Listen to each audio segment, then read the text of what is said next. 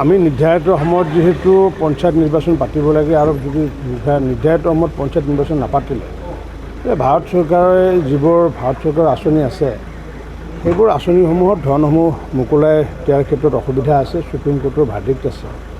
আৰু যাৰ কাৰণে আমি পূৰ্বৰ পৰাই সাজু হৈছিলোঁ যে নিৰ্বাচন অনুষ্ঠিত কৰাৰ বাবে আনকি প্ৰস্তুতিও লৈছিলোঁ। কিন্তু সেই সময়ত হাইকোৰ্টৰ কিছুমান প্ৰাৰ্থীয়ে গৈ পেলাই দিল্লী মিছন লৈ পেলাই তেওঁলোকে দ্বাৰস্থ হোৱাৰ বাবে সেই সময়ত কিছু বিলম্ব ঘটিলে। কাৰণ কিয় যিহেতু নিৰ্ধাৰিত পৰীক্ষা অনুষ্ঠিত হোৱাৰ কিছুদিন প্ৰাক মুহূৰ্তত যদি আমি নিৰ্বাচন পাতিব নোৱাৰোঁ তেতিয়াহ'লে আমাৰ কাৰণে অসুবিধা হয়। পৰীক্ষা বহুতে এনেকুৱা কথা কৈছিলে যে পৰীক্ষা পিছুৱাই হ'লেও পঞ্চায়ত নিৰ্বাচন পাতিব লাগে, কিন্তু মাননীয় মুখ্যমন্ত্ৰী ডাঙৰীয়াই সেইটো কোনোপধ্যে সন্মতি নিদিলে যে পৰীক্ষাক ক্ষতি কৰি পেলাই কোনো কাৰণত আমাৰ পঞ্চায়ত নিৰ্বাচন পাতিব নালাগে। কিন্তু পৰৱৰ্তী সময়ত আমাক হাইকোৰ্টে সেই ৰায়যোগে জনাইছিলে নিৰ্বাচন পাতিব পাৰিব। গতিকে এতিয়া আমাৰ সম্পূৰ্ণ আমি প্ৰস্তুতি আমি লৈছোঁ।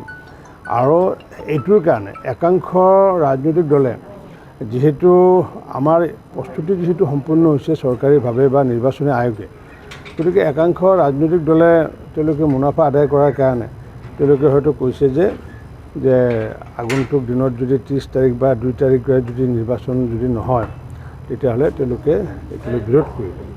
এতিয়া কথা হৈছে কি ডেট সময় আমাৰ চৰকাৰে আমি গ্ৰীণ ছিগনেল দি দিলোঁ, সময়টো নিৰ্ধাৰণ কৰিব ৰাজ্যিক নিৰ্বাচনী আয়োগে। আৰু আমি ইতিমধ্যে ৰাজ্যিক নিৰ্বাচন আয়োগক আমি পঞ্চায়ত বিভাগে জনাইছোঁ যে আমাৰ যদি কাইলৈ যদি ঘোষণা কৰে তেতিয়াও আমি সাজু হৈ আছোঁ। মই আশাবাদী যে মাৰ্চ মাহৰ শেষত যিহেতু আমাৰ এছেম্বলি চলি আছে শেষলৈ, গতিকে এপ্ৰিল মাহৰ অন্ততঃ প্ৰথম সপ্তাহৰ ভিতৰতে নটিফিকেশ্যন জাৰি হ'ব বুলি মই আশাবাদী। আৰু আমি ইতিমধ্যে চৰকাৰীভাৱেও সাজু আৰু ৰাজনৈতিকভাৱেও আমি সাজু। দ্বিতীয়তে অখিল গগৈ ডাঙৰীয়াই কৈছে নিৰ্বাচন অনুষ্ঠিত কৰিব নালাগে বুলি কৈছে, কাৰণ তেখেতৰ যিহেতু তেওঁলোকৰ যিহেতু একমাত্ৰ বিধায়ক, গতিকে তেওঁলোকে নাপাতিলে ভাল পায়, গতিকে সেইটো কাৰণে হয়তো ক'ব পাৰে। গতিকে বাকী আমি সাজু নিৰ্বাচনৰ বাবে। আমি নিৰ্ধাৰিত সময়ত যিহেতু পঞ্চায়ত নিৰ্বাচন পাতিব লাগে আৰু যদি নিৰ্ধাৰিত সময়ত পঞ্চায়ত নিৰ্বাচন নাপাতিলে ভাৰত চৰকাৰে যিবোৰ ভাৰত চৰকাৰৰ আঁচনি আছে সেইবোৰ আঁচনিসমূহত ধনসমূহ মোকলাই দিয়াৰ ক্ষেত্ৰত অসুবিধা আছে, সুপ্ৰিম কোৰ্টৰ ভাৰ্ডিক্ট আছে। আৰু যাৰ কাৰণে আমি পূৰ্বৰ পৰাই সাজু হৈছিলোঁ যে নিৰ্বাচন অনুষ্ঠিত কৰাৰ বাবে আনকি প্ৰস্তুতিও লৈছিলোঁ। কিন্তু সেই সময়ত হাইকোৰ্টৰ কিছুমান প্ৰাৰ্থীয়ে গৈ পেলাই দিল্লী মিছন লৈ পেলাই তেওঁলোকে দ্বাৰস্থ হোৱাৰ বাবে সেই সময়ত কিছু বিলম্ব ঘটিলে।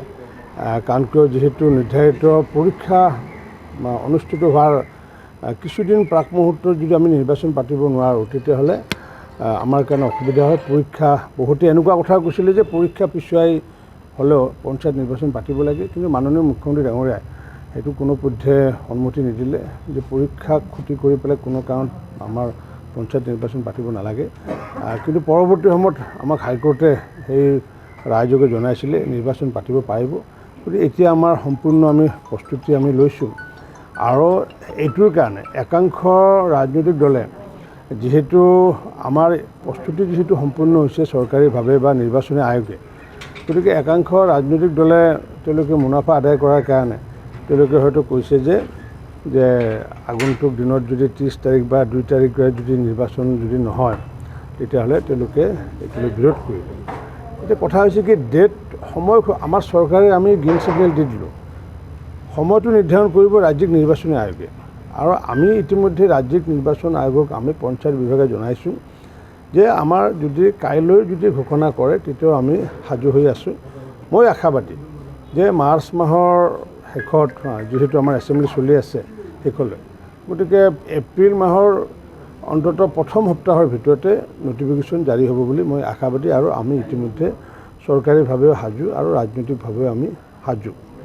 দ্বিতীয়তে অখিল গগৈ ডাঙৰীয়াই কৈছে নিৰ্বাচন অনুষ্ঠিত কৰিব নালাগে বুলি কৈছে, কাৰণ তেখেতৰ যিহেতু তেওঁলোকৰ যিহেতু একমাত্ৰ বিধায়ক, গতিকে তেওঁলোকে নাপাতিলে ভাল পায়, গতিকে সেইটো কাৰণে হয়তো ক'ব পাৰে।